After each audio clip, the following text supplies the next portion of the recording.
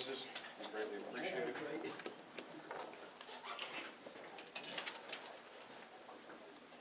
Call February 7, 2017 Village Board of Trustees meeting to order. Roll call. Mr. Otto. Here. Mr. Carmel. Mr. Deshays. Here. Mr. LeBeer. Here. I'm here.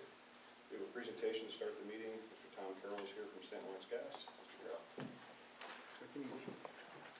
Okay, stand over here. Absolutely. I can see everybody. I don't want people behind me. So, gentlemen and ladies, I'm with St. Lawrence Gas. As most of you know, we're the natural gas provider for Massena and several communities in the North Country. And we are, we're governed by New York State, the Department of Public Safety, the Public Service Commission. And like lots of public agencies, they add regulations, not remove them.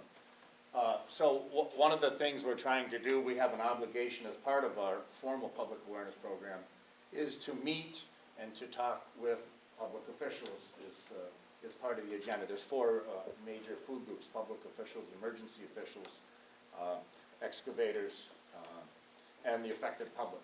So one of the things we're trying to do, and this is something new, to actually, I'm going to try to get to every town and village board for every town and village in our territory, which is a lot of them, with just a few basic items that I'm going to go down through. Nothing maybe that you haven't heard before, but as a formality, I'd like to just take a few minutes and do it. I won't take up 10 minutes of your time. The point of the program is just to cover a few topics. Just to notify you, you obviously know you have gas facilities in your territory, and they're ours, and we take our job very seriously. We have significant regulation from the service of the commission that defines how we run our gas line, and we follow them to a T, and it's important that you know that. You have a high-pressure line in Massena that comes directly down the highway and under the Grass River. We have distribution facilities throughout the town that you're aware of, though you don't know where they are. If you go to our website, and one of the points I want to make is that we do have a good website, and on our website are maps, and there's underneath the business customer section, it actually shows you all the streets. There's a map that will define to you where gas is.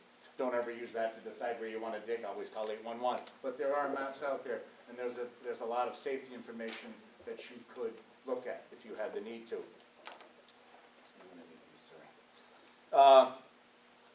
As I said, we take our regulations very seriously. We do annual safety programs on our lines just to assure you that we do have safe lines. We run cathodic protection programs on all our lines, meaning, you know, if you've heard of, and I'll go back and say, one of the reasons the commission gives us more regulation is that there's an explosion, as you may hear, somewhere in the country. And every time that you hear in one of those, the regulations maybe get added. And in many times for good reason. Now that the things they have us do aren't frivolous, they do them for good reason. The most recent changes was a result of two explosions that happened in New York, one in the Bronx and one in Horseheads, and you may not remember them, they were a few years ago. But the biggest thing that was taken away from those explosions wasn't that gas was unsafe by any stretch of the imagination. It was that many people, numerous people, smelled the gas in the air for days and weeks before the explosion, and no one chose to do anything, okay? No one in those buildings, no one, everybody came out and said, oh my God, I've been smelling that for days and weeks, and they chose not to do anything. And people died as a result of both explosions. So probably the biggest thing I'll say you can take away from this is if you think you have a gas leak, call us, okay? We come running, we don't charge, we're free, we're open 24/7, 365. So there's one point I'll say take away. If you think you've got a problem, and you don't have to remember the 800 number, we have one, and it's on the website, I won't give it to you, because you can call 911, and they're real quick to get a hold of us, okay? So that's one of the most important things I can stress here is if you think you got a problem, and you think it involves gas, here we are, come get us. How can you recognize you got a gas leak? The most predominant way? With your nose, right? Gas has a rotten egg smell. You also can hear it, just like compressed air. It blows, it hisses. You might see a vapor cloud in the air, okay? Dead vegetation around you. If you have a gas meter, if you're a gas customer user, and it means it's not to me if you are. If you have dead grass growing around your meter, or not growing, you know, that's not normal. Gas will kill vegetation. I'm trying to go quick for you. So we run a safe gas line. We have a lot of programs. We survey our lines. Every 3 years we walk every single inch of our line, all of it. We walk our transmission line every single year. Walk it with methane detectors to make sure that there are no leaks. High-quality methane detectors. And by the way, the only way you can ever tell if you got a gas leak, you can smell it, and you may think you have a gas leak. The only way to really be sure is to call us, because we all carry, me included, gas equipment. That's the only way to verify if there is or there isn't presence of gas in the air. So please, don't hesitate to call. So we have a lot of programs. We have our survey, we have our cathodic protection. We run a safe ship. That's not to say you won't have gas leaks. The bulk of our gas leaks are usually from excavation dig-ins. They're not from what I'll call equipment malfunctions. Our on-call program, we have at all times on that, I say we're always there in a hurry. We're usually there in less than 30 minutes. We hit 85% of all calls to us in less than 30. We hit them all. I shouldn't say I'll never say never, never say always. We hit nearly all of them in less than an hour. And we cover a pretty big territory. And remember, St. Louis Gas is not a big company. We have less than 50 employees, and we go from the far side of Chateauguay all the way down to Loudville. So we got a big territory. So we have on call. We have always at all times somebody like myself, a supervisor, and 2 technicians that sit with and sleep with our phones, and we're ready to go at all times. So we're there in a hurry. I'm going to leave something with Monique, if she goes with mine. Literature. It's a great thing. You don't have to read it now, but if you could put that, I don't know if you have a place downstairs where you could put some literature, I would appreciate it. Just basic information on gas, basic information on safe digging, and basic information on some sewer protocol that we like to have people follow when they're in town. I'm jumping around. The last thing, and I guess this isn't as much for you as the gentleman that I deal with on this, is sitting in the middle there, Mr. Dad. We have tremendously good relationships, and half of the reason we come out to these things is it's easy here in Massena. I know a lot of you guys. I know you well. So we have that going for us. I don't have this necessarily with all the community. So I try to do this to build a rapport with everybody so they know they can call us. And if you want more training, if you want more details on what I say, or you have a group, I go to the Rotary, I go to fire departments, I go to whoever wants to listen, and really go down. We train the fire departments. We meet with the Massena nearly every year. They're pretty good about getting it every year. But we're there for you. So, but on the point I'm trying to make with Haas is that we try to really have a good relationship, and we encourage that, the boards to encourage it with their leadership, with Haas and his team, because obviously they're our sisters, and that he owns underground utilities just like we do, so we all want to protect them. And he's a digger just like we are, so he wants to protect his and I want to protect mine. So we work pretty closely with Haas. Haas and I get along well, he gets along well, our men get along well, we share things and we do things the right way. So, you're doing your big sewer line along Route 37, you might be sitting in our easement. We gave them permission to investigate it the other day. So we want to have that good relationship, so we encourage it with you. And on that note, I'll say this, and I mentioned this to Tim on the phone. 811 called before you dig. You've all maybe heard of that. It's a pretty simple program, and most people heard of it, and most people call. That's not the problem that we have, though. I think we had a dozen gas dig-ins last year and gas releases. So the one thing we're trying to put in front of the boards is that New York's 811 system is run by Dig Safe New York. Do I talk fast enough to get now? So it's run by a company called Dig Safely New York. They're a not-for-profit. They handle all the calls. They handle trading. They have a certification program. They have experts for each territory. We happen to reside in the Northeast Damage Prevention Council, which they have a liaison to lead us. I'm on the council. And they push forward all this education on safe digging. And you say, well, how the heck can you guys help me? The next time you're having you put out a bid for a significant project, because the bulk of our dig-ins come on significant road projects within a village or a city or a town. That's just a proven fact. So if you could consider somehow, think of that when you make your contract up, to put language in there to insist that these excavators that bid your job and finally get the job somehow give you assurance that they've been certified in how to safely dig. There are methods, there's a method to the madness. So possibly, I would suggest you try to put language in your contracts to enforce that, so that they don't come in and go crazy and do what they want. Sometimes we do get support from the commission in the way of fines with these people, other times we don't. In fact, in Augsburg, they rebuilt Patterson Street. We had significant damages on that project, over and over and over again. Okay, to the point where we stationed a man. We just left it there. So we ask for your support there, and they've just come out with Dig Safe New York and other companies, but Dig Safe New York offers it. It's not expensive. What they call a certification that excavators would go to. They would send the X amount of hours there, and they'd walk away with the certification. So perhaps that's something you could put in your language. What you do is your business, but we just ask for your support, if nothing else, to raise it at your pre-bid meeting, which we do attend, to try and enforce that. So, I've flown through a lot of topics. All right, do you have questions on anything? And like I said before, I'm trying not to take up all of these board meetings. We're there to come back for a deeper dive, if you wanted to, on any topic. I meet with Haas's group and present to them a deeper dive on the 811 and give them a few t-shirts and buy a few donuts. We do that as often as we can, but we just wanted you to know some of the basic overview, that we're there if you have questions. We're very responsive. It's a safe system, and that you're aware that there can be issues. We work closely with your fire departments. We are ICS trained. We are trained in the incident command system, just like your fire department is. I spent last Christmas with half your fire department over in the project, walking building to building myself, looking for gas leaks. So we have a good linkage with them. Please support them in that endeavor. If they need training on that, please fund that. They're a good group, and they're an important group. With that, I'll take my leave. Thank you, Mr. Carroll. Thank you. Appreciate it. Safe Park and Safe Park, CPAs, to provide the financial statement and audit report for fiscal year 2016. Mr. Safe Park, welcome. Good evening. The standing joke for the audit is whenever we come, we bring bad weather, which is why we can never come in August. I outdid myself tonight.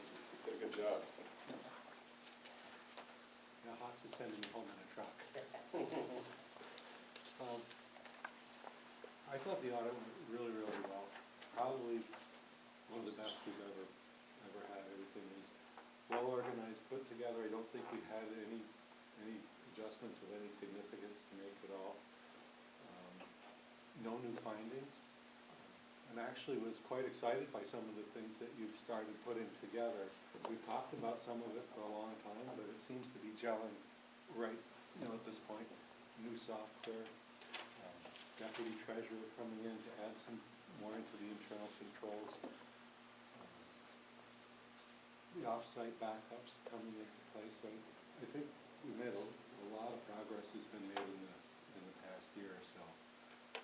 Doing the statements hasn't gotten any easier. Julie's jumped up and done a really nice job with it. I'm on page 1, and you hear this from me every year, and everybody's going to hear this same thing every year. And it's about, these are your financial statements. The AICPA and the government has come out and they really want to stress that the financial statements are your responsibility. You need to have the internal controls in place to make sure that they're accurate, that they're done right. If there was a material error, even if the auditor would provide assistance, you would be able to detect and correct and make sure that that error didn't get out. You guys do your own financial statements and do a good job of it, so you are taking that responsibility and doing it well. Our role in the whole process is to come in and basically test your work, look at your records and say, yeah, do we agree with you or don't agree? Is there no material errors in there? And our opinion on the financial statements was that they are fairly stated. We agree with what you've come up with. It's a lot of words to say that, but we didn't write some lawyers yet.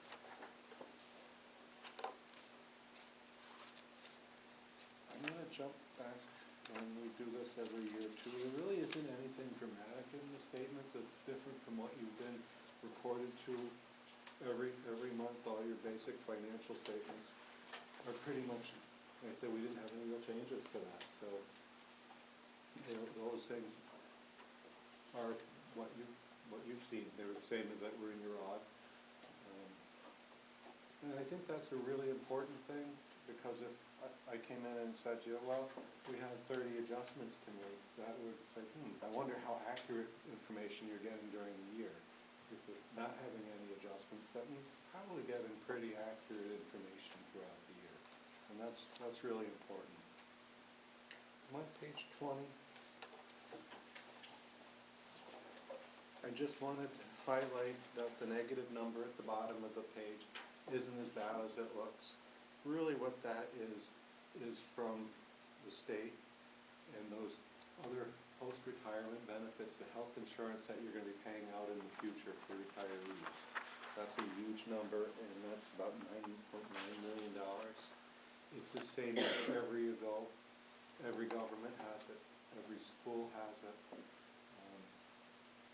But there's nothing you can do about it except look at it when you're negotiating your contracts and realizing that when we're negotiating that, what we seem to be giving out in the future, somebody's gonna eventually have to pay for it. So that's what they're making that show up in the financial statements now.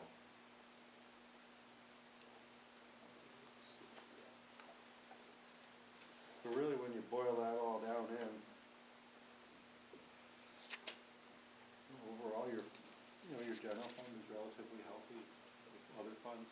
But, you're in pretty solid shape with that. You just have to keep managing things as you go and try to maintain controls over it. Did anybody have any questions as you guys went through the statements?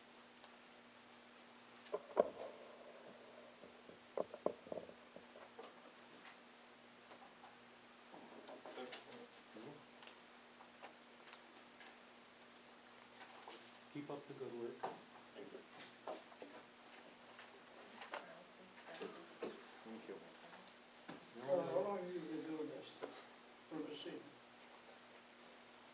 2005, maybe? 5 years? No. 10 years? Yeah, around in that neck of the woods.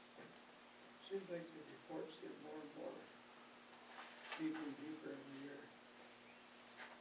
Very thorough. They're Very adding good. a lot of rules to it every year. Some of them make sense, some of them not so much. But yeah, it gets rougher and rougher every year. Thorough is an adequate description, and we thank you for it. Yeah, It's we great. tried to find something on her, but she did a good job. Thank you, Mr. Seyfarth. We won't be offended if you leave. Okay, And drive safe. thank you. Careful, you make that turn down to Fort Collins, you head west, south, east. We have two action items. I'll turn it over to Ms. Charlotte. The first action item this evening is request a motion to accept the draft audit report that was just presented by Carl, and that will be finalized and filed with various regulatory agencies. So moved. Mr. LeBeer. Second. Second by Mr. Carvel. Discussion. All those in favor signify by saying aye. Aye. Opposed? Motion carries. And lastly, I seek the board's permission to open a new non-interest bearing checking account at NBT Bank. This is for the AHC grant. It's a requirement of the grant. The authorized signers on the account will be the same as our existing accounts, which consists of the mayor, the deputy mayor, authorized trustee Affeld, myself, and the deputy treasurer. So moved. Second. Mr. LeBeer, second by Mr. Deshays. Discussion. All those in favor signify by saying aye. Opposed? Motion carries. Anything else, Ms. Charlotte? That's all I have for this evening.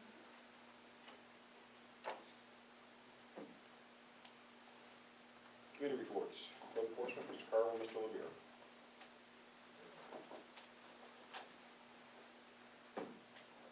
We do have a list for circulating and road code changes, that down to department managers again for final tweaking. So we get into that, probably draft to you, vote next month. Economic Development Committee, Mr. Offeld, Mr. LeBeer.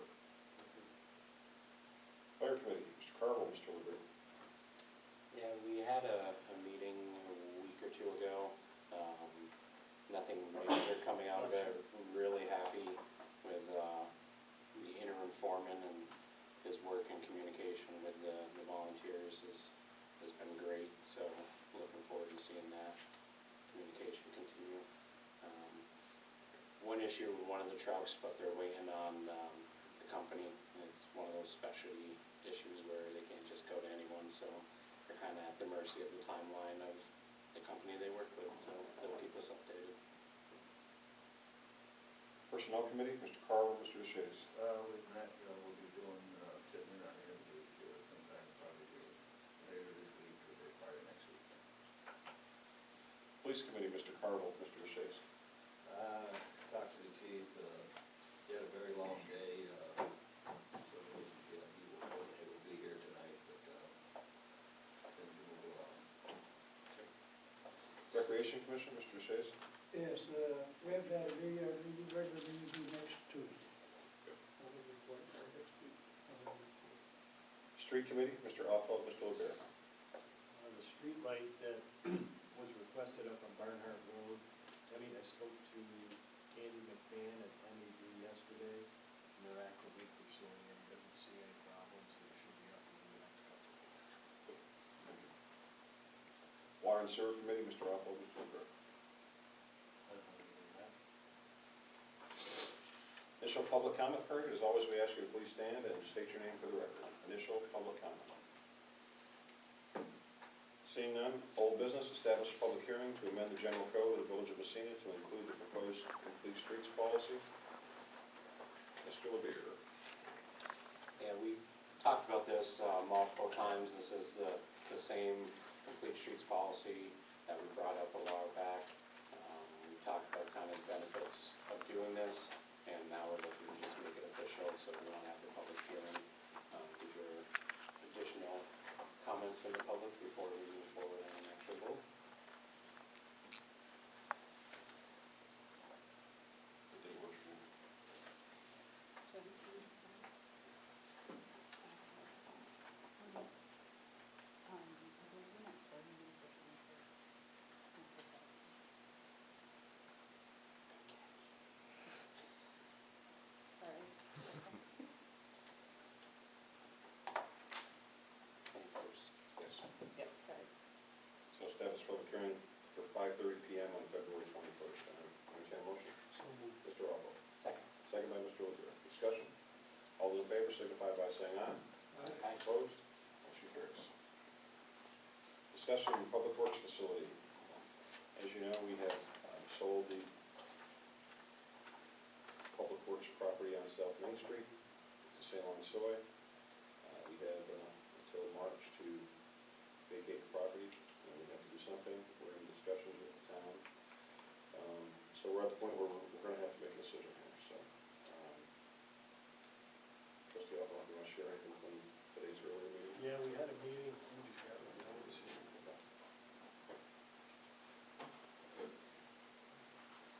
This is our second meeting we've had with, excuse me, the town to discuss the possibility of building a shared facility and just exploring ideas in general.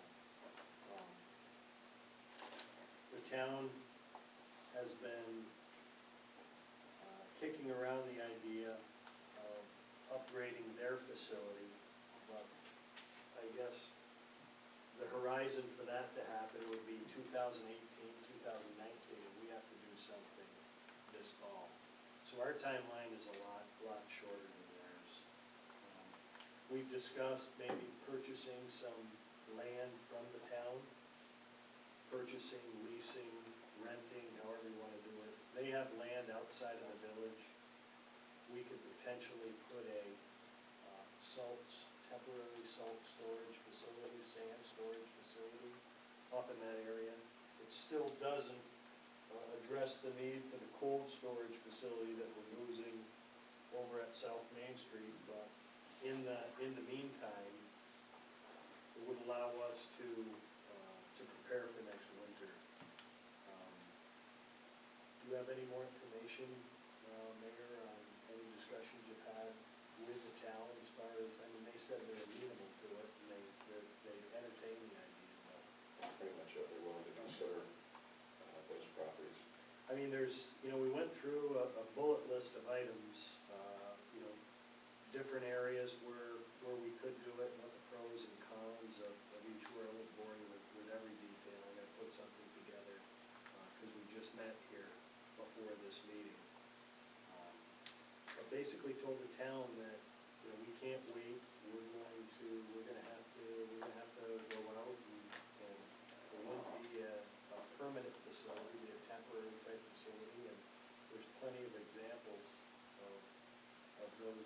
those facilities. Matter of fact, I'm trying to think of what's the name of the place, Francis, on the South Racket Road?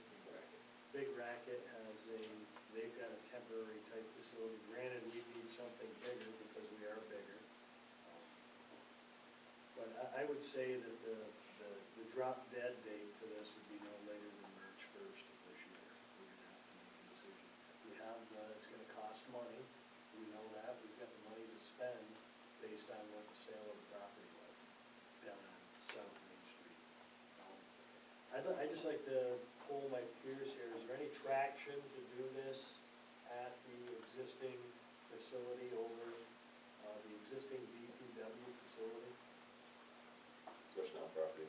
Huh? You're talking about the Bushnell property. Yeah, the existing, to build this over there, is there any traction to do that? Okay, I mean, and I'm not gonna hold anybody's feet to the fire, but it will save a lot of time if we can find out how people feel about that. Recall the residents have been here on a few different occasions and have expressed their concerns with putting a facility over there. I think it could be done and done right, but the more time we take and wait, the less time we have to work with folks who potentially are impacted. So my concern would be if we're gonna do it at the DPW site, we need to make that decision final very quickly so we can get with everyone that might be impacted and find out where things should be, what type of trees, fence, barriers, berms, things like that. And I'm concerned if we kick the can too far down the road, that we'll end up rushing and not being a responsible neighbor wherever we end up. Right. I just kicked this around, and we're always concerned about the property. What about where Walmart used to be? Got a slab down there, beautiful, a lot of land around there, be a perfect spot to move all our stuff over in that area. Yeah, I think the one problem there is who owns that? Walmart Corporation. Yeah, we were kind of looking more towards a facility where we could lease it for $1, or some small amount from the town, but that is an idea. We also have to keep efficiency in mind as we start to look to do more with less. We gotta keep in mind where things are located and the impact, because the road's gotta be treated. Well, we got a lot of equipment, you gotta have a lot of room to put it there, you can't, push yourself right in there.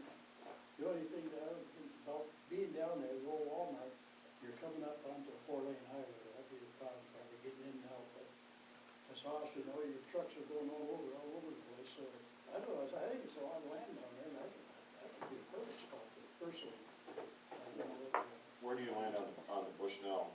Are you not in favor of doing it? No, I'm in favor of everything, whenever you go, but I'm just suggesting it for look or something, because all the people came here and complained, but they're still up in the air about it, no matter what. And, if that's the way it's gotta be, it's gotta be, as simple as that. If you've gotta step on somebody's toes, Well, we so don't be wanna- it. Don't wanna step on toes. Well, You go and you look at what's been done in the past and where things went wrong and where responsibilities weren't met, and you make sure you don't repeat those actions.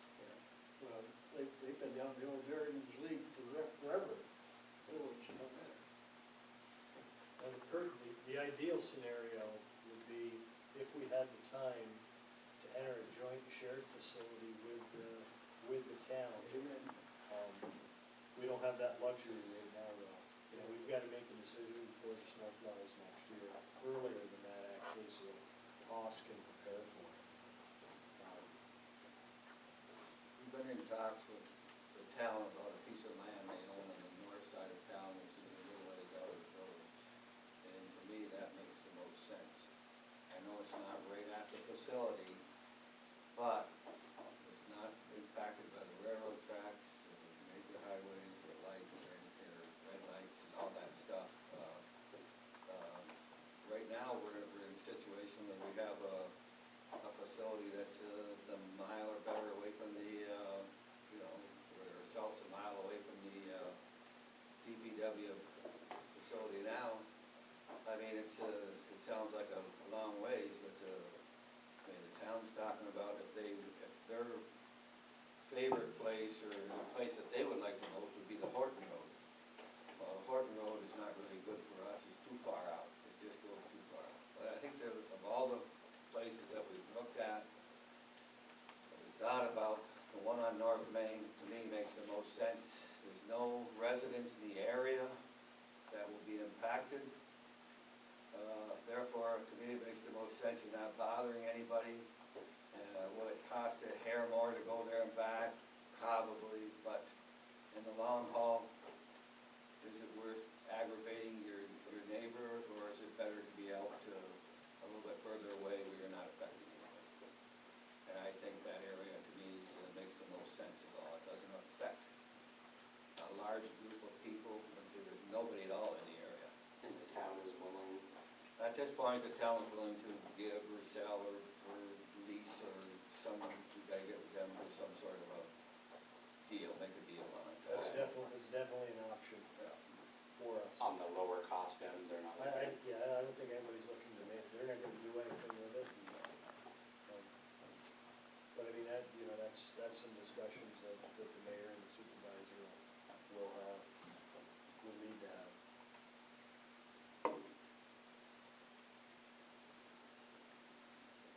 I go along with Francis, I think it's not the most ideal location. No matter where you put it, I mean, I've got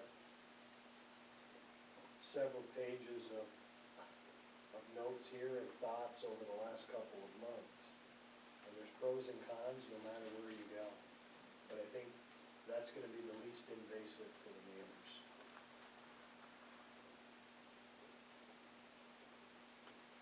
So what are we talking on the north, on this, the pontoon bridge road facility? Everything, correct? So, you know, we're talking, when I say everything, I'm talking about what's currently at the South Main Street site. Okay, so, But I don't know that you could build a cold storage facility there. that would make sense on our current facility, right? Yeah. But we're talking Talking debris, salt sand, clippings, all of that stuff, right?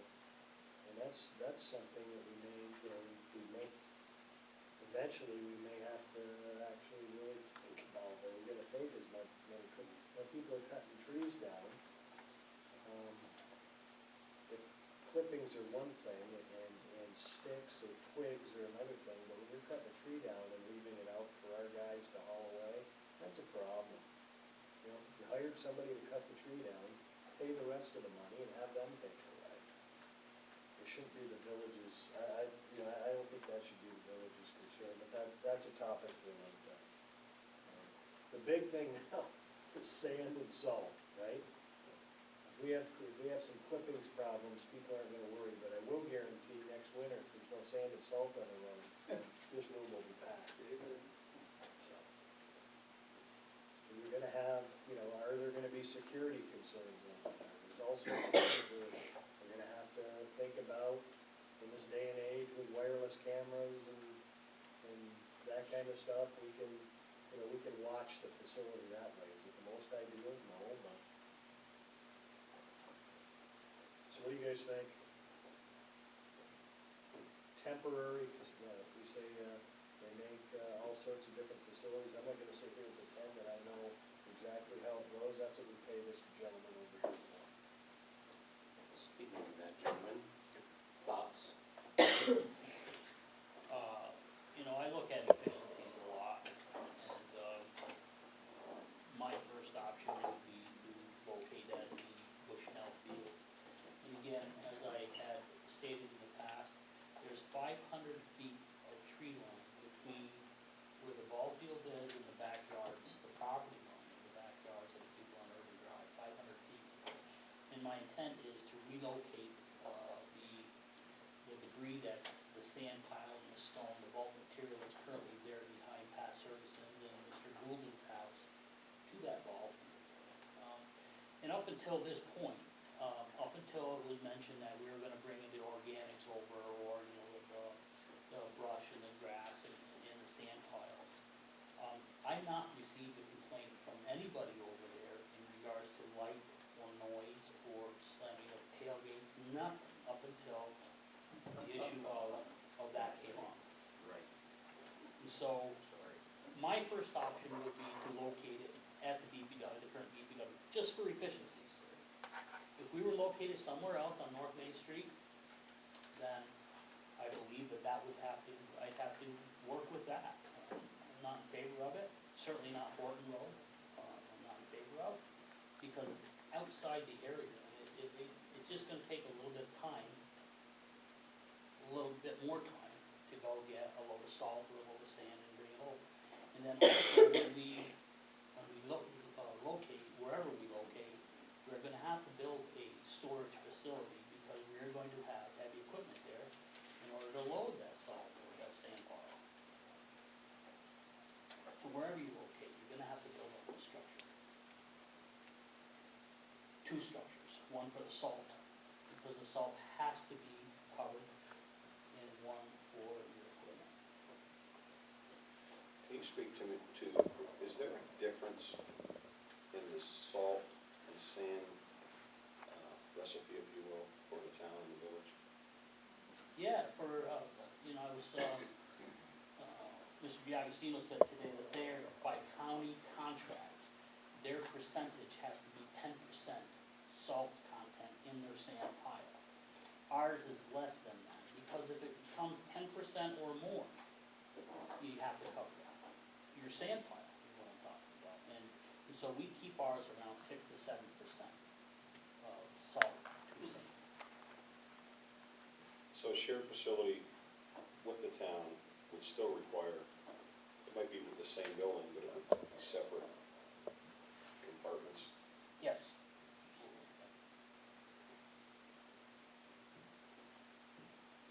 My concern is the word temporary. We have to do this, we have to move forward. I don't know whether the town will ever do anything. They may eventually just repair their current facility where it is. So if we do temporary, and then 2 years from now, we say, now we've got to do permanent, we kind of wasted some money. And if we think the North Main Street, Antrim Bridge Road is the best location, then I think we should do it. And then if they look to move, then maybe they'll move there, or if there's a merger at some point, or some sharing concept, then we've made the right decision for who we're responsible for. We have to move, pick the best location and move forward, I mean. The best location would be to find a centralized location within the village. Well, if you find a centralized location within the village, I mean, you're talking putting it in the middle of Alcoa Field? Yeah, probably would make a lot of sense, but would it be the right thing to do? No, it's not the right thing to do, it's more centralized. I think this here is the right thing to do for not only the residents on Urban Drive, not only them, it's for all the residents of the village. You know, is it all right to put it in this neighborhood and not this one? I don't think that's the right thing to do, pick and choose what neighbors we want to, inconvenience. This is a chance to get out to an area where we inconvenience nobody. And go with it.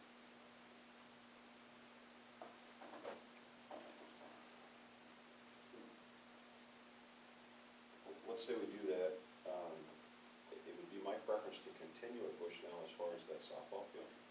So that the materials that are behind where Mr. Fab was talking about, we could move stuff there and create some buffer for those 3 or 4 or 5 residents that we're impacting now and have not been particularly good neighbors to. That's the stuff behind you. Yeah, if you go walk with the residents, so that makes absolute sense. Do you have permission to do that yet? That's the other question that came up. I'm sorry? Do we have permission to do that yet? No, because we haven't decided what we're doing, so. How long do you think it would take that to get through the state senate, the state assembly, and the executive office? Mr. Martin is here from Assemblywoman Jennings' It office. would only be a guess, but I would think it might take until June, because those sort of things often get pushed to the end of the legislative calendar. Possibility could go earlier, but likelihood is the end of session. And that's not as much of a priority now, if we're Sand and proceeding. salt, Yeah. correct.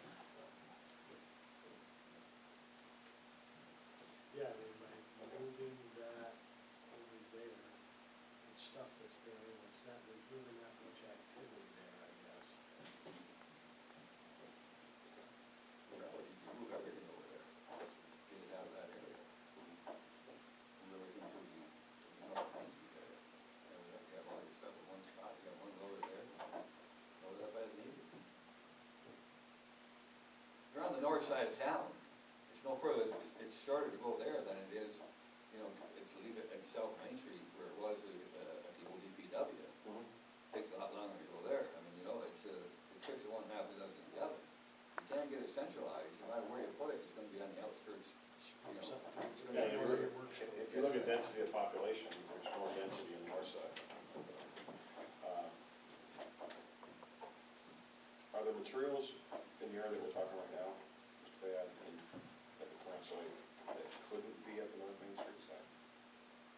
In other words, in that area that's behind the residence we're talking about right now.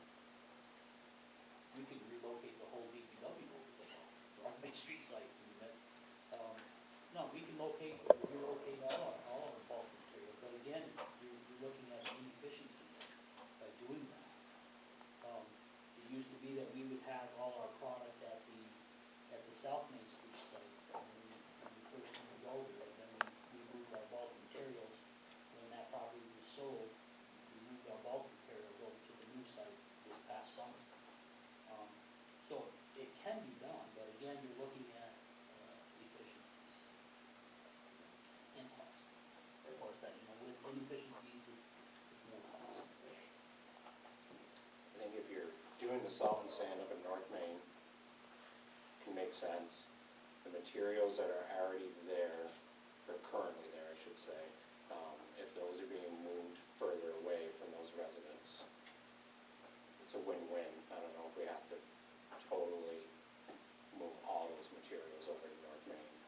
The sand and the salt are the huge issues forefront, so if we're gonna go North Main on those, and then also go the extra step, taking those current materials that are in the backyards and adjust them to where they're farther away from everyone's backyards. Good situation. Now, the other, couple other things that, ideas that popped up, the state DOT is gonna move off the corner of 131 and the Alcoa Road. And their new home is yet to be determined, but they're not gonna move out before the end of this year, you know, they're not gonna move out by September. Going off the corner of 56 and Hatfield. That's I believe where they're at. We also talked about Water Street, that's not an option, that's been, you know, that's a park, and there are the plans for that Water Street area. So I mean, every time an idea comes up, there's plenty of pros and there's plenty of cons. And what we're trying to do is just limit the impact as best that we can. And granted, it's not the right idea, and you heard the man say 3 or 4 times that it's gonna produce inefficiencies. Inefficiencies need money. So we've got to be prepared for that discussion when it comes about. But,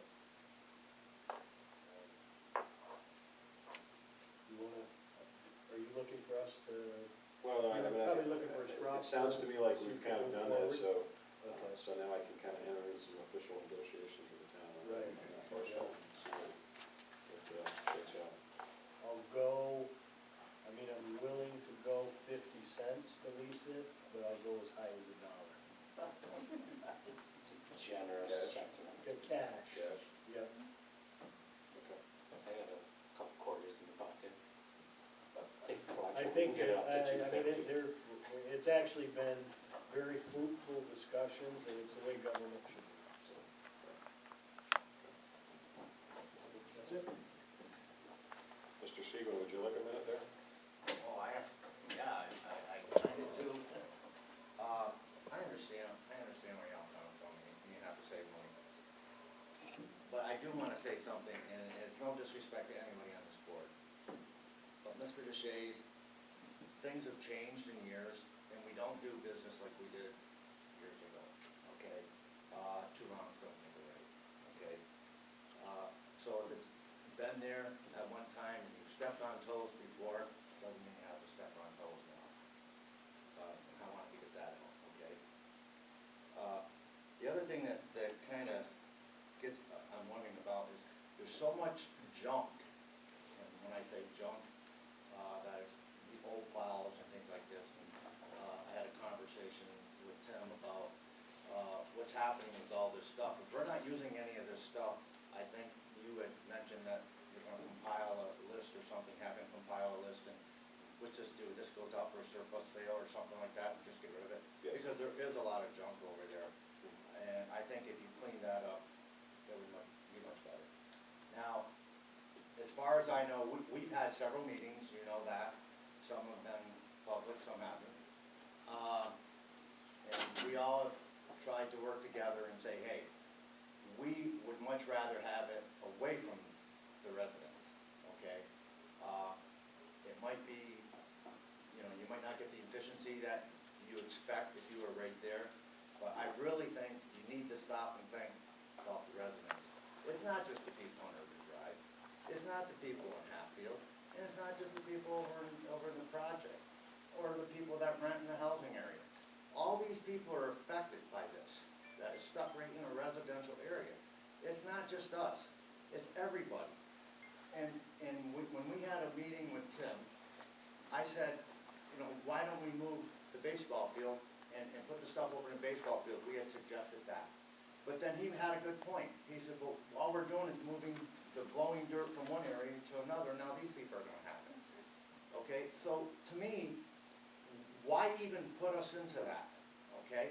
You say there's 500 feet, yeah, there is, but you all are not gonna be sitting on this board forever, okay? You own that property. Someday, there's gonna be some people sitting up there, and they're gonna say, you know, we own that property. We're gonna go right down through and we're gonna cut those woods out, okay? And then who's got protection? Nobody on Urban Drive, nobody on Hatfield, and nobody on Bailey Road. We're all gonna be, all the trees are gonna go, we have no protection whatsoever. So, when it was mentioned that, we had mentioned Horton Road and the present DPW, and then possibly out in South Racket, and then of course, the pontoon bridge road just came up, which is a super idea. There's nobody out there. And if you can, we pay taxes to the town, we pay taxes to the village. So basically, we all own that property. So to lease it from them for $1 or 50 cents or whatever, that's the way I would go. You know, build your stuff out there, get it out of town, get it out of the village. This is not a place for it, in the middle of the village. And it's like Mr. Carwell says, it's not the center of the village. It's not, it's on the outskirts. And what were you, maybe you're probably 5 minutes away from South Main Street, which is on the outskirts of the village. You'll be no different on pontoon road. Okay. Second. Mr. Chase, discussion. All those in favor, signify by saying aye. Aye. Opposed? Thank you, everyone. I'm still questioning why you wanna put that on Urban Drive now. Get late. Forget it, you didn't even hear me. I didn't hear you, I'm I heard It's all it. right. I'll have to turn my hearing aid off. See, I have a thing right here for them all. No problem. New business A, proposed resolution to approve agreement between the Village of Massena and United Public Service Employees. So moved. Second. Second by Mr. Levere. Discussion? All those in favor, sorry, poll individually. Mr. Otto. Aye. Mr. Carvel. Mr. Deshaies. Aye. Mr. Levere. Aye. This motion carries. Proposed resolution to approve agreement between Village of Messina and management personnel. So moved. Mr. Levere. Second. Second by Mr. Offel. Discussion. Resolution, poll individually. Mr. Offel. Aye. Mr. Carvel. Abstain. Mr. Deshaies. Aye. Mr. Levere. Aye. Resolution carries. Proposed resolution to approve agreement with St. Lawrence NISARC for custodial services at the Messina Community Center. This was an increase over what we've been normally paying, and that was driven by the increase of the minimum wage. So moved. Mr. Offel. Second. Second by Mr. Carvel. Discussion? Resolution, poll individually. Mr. Offel. Aye. Mr. Carvel. Aye. Mr. Deshaies. Aye. Mr. Levere. Aye. Resolution carries. Proposed resolution, authorized to appoint Francis Carvel as HCR Section 3 Coordinator. This is for the housing. So moved. Second. Mr. Offal, second by Mr. Deshaies. Discussion? Resolution, poll individually. Mr. Offal. Aye. Mr. Carvel. Does that have to abstain? I You wanna vote no. Just for fun. Mr. Deshaies? Aye. Mr. Lemire? Aye. Resolution Get a carries. vote on it today? Proposed resolution to authorize professional service agreement with Atlantic Testing Laboratories for lead consulting services. Again, this is for the housing office. So moved. Mr. Offo. Who's that? Mr. Carvel? Discussion? Resolution, poll individually. Mr. Offo? Aye. Mr. Carvel? Aye. Mr. Deshaies? Aye. Mr. Lemire? Aye. Resolution carries. Discussion, amending the general code of the Village of Massena, Chapter 270, taxi cabs. The chief was going to be here, but couldn't be here, so I'll give you the summary. You have the proposed changes is marked up so you can see where changes are made. We've been working on this for several months, including talking to people in this field. We're trying to resolve some ongoing issues that are going on, and then dealing with the fact that a number of cabs from outside that are not licensed currently under our guidelines that are coming in for Medicaid calls. So we've just been working on this for quite some time. So I would encourage you to maybe take a look at that. We'd like to establish a public hearing. If you have any questions, you can contact the chief for specifics or me. You want to establish a public hearing, or do you want to wait till the next meeting to establish the public hearing? What are your wishes? What do you? I'd like to establish a public hearing. There's nothing in here that's gonna, it's just really cleaning up stuff that's needed to be cleaned up and dealing with this new phenomenon, people from the outside coming in and not being registered, we don't know who they are, or anything like that. Section 21? I'm talking with the chief too, there's supposed to be a restriction on how old a vehicle can be. A lot of people are coming in with real old vehicles and not really safe. Yeah. We kicked that around, right, currently, cab can't be 10 years old or older. And so, as part of what we did here, was we met with Mr. Fayad and his head mechanic, and we talked about that, and the general consensus was we didn't want to change that.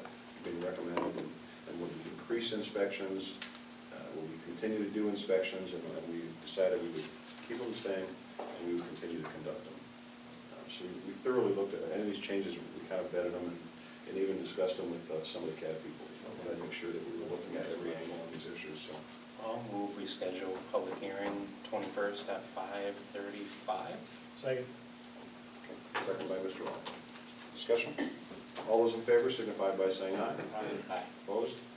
Carries. Resignation, Aaron Hardy, Assistant Fire Department Foreman. As you know, he's currently the interim foreman, so he's vacating that position so he can make it for the appointment, which is next on the agenda. So moved. Mr. Offo? Second. Second by Mr. Carvel. Discussion? All those in favor signify by saying aye. Aye. Opposed? Motion carries. Appointment, Michael Kelso, Acting Assistant Foreman for the Fire Department. So moved. Second. Mr. Offal, second by Mr. Carvel. Discussion? All those in favor signify by saying aye. Aye. Opposed? Motion carries. Annual appointment of the fire chiefs nominated by the Volunteer Fire Department for 2017. William C. Kearns as chief, Tim Quinville as first assistant chief, and Paul Brownell as second assistant chief. Mr. Lemire, second by Mr. Carvel. Discussion? All those in favor signify by saying aye. Aye. Opposed? Motion carries. Appointment of Anthony Viskovich to the Business Development Corporation Board of Directors. So moved. Mr. Offeld, second by Mr. Deshaies. Discussion? All those in favor signify by saying aye. Aye. Opposed? Motion carries. This is nice to see. 27 years old, 28 years old. Yes. It's nice. That's good. Reappointment of Kevin Kerr, Village of Messina Zoning Board of Appeals. We had some issues, he wasn't able to sign his oath of office, so we have to reappoint him. So moved. Second. Mr. Offeld, second by Mr. Deshaies. Discussion? All those in favor signify by saying aye. Aye. Opposed? Motion carries. Accept notice of retirement, Kim Musa, motor equipment operator from Public Works. So moved. Mr. Offeld. Second. Second by Mr. Carvel. Discussion? All those in favor signify by saying aye. Aye. Opposed? Motion carries. Voucher warrants. I move that the vouchers signed by trustee Carvel and myself be approved. Second. Second by Mr. Carvel. Discussion? All those in favor signify by saying aye. Aye. Opposed? Motion carries. Monthly reports, you have volunteer fire department, I think another one there too. Communications and correspondence, just want to quickly update you. You probably read it about in today's paper. The Quarter Community was launched last night by the BBC. That's a result of the application of the RVRDA and the money that we put forth on that. The town is looking to try to find some funds to support it additionally. A number of people attend the meeting. There's a strong interest in it, so it looks to be, I guess, on its way. Applications are due in March, with awards coming in April. Restore New York Slavens, as you know, we were awarded the Restore New York grant for Slavens. We'll have more details coming out once we get the official announcement. We didn't want to get in front of that. When we got the announcement, we got the paperwork. So once we get the paperwork, there'll be more information forthcoming to the public on that project. Communications from trustees. Closing public comment period. I just got a couple. Mr. Seaman. I just want to know, it's kind of, I guess it's a question.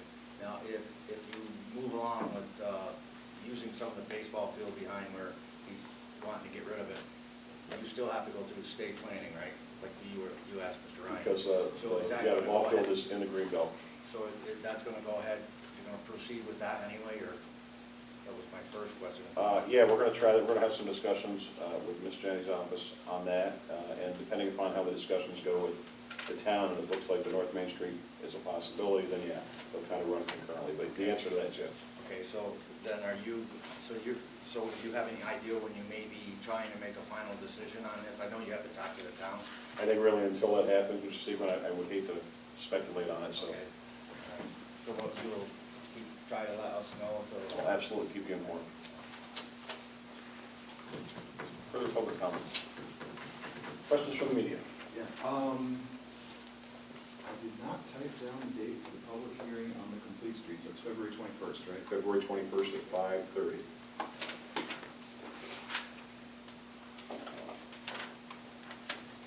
And, the area there with the ball field and, all the equipment moving in there, do any of you live in that neighborhood? None of you live back there? Okay, thank you. No. You trying to insinuate something, mister? You're lying about your address. Entertain a motion to adjourn. So moved. Mr. Offeld, second by Mr. Carl. All those in favor, signify by saying aye. Aye. Opposed, abstained, motion carries.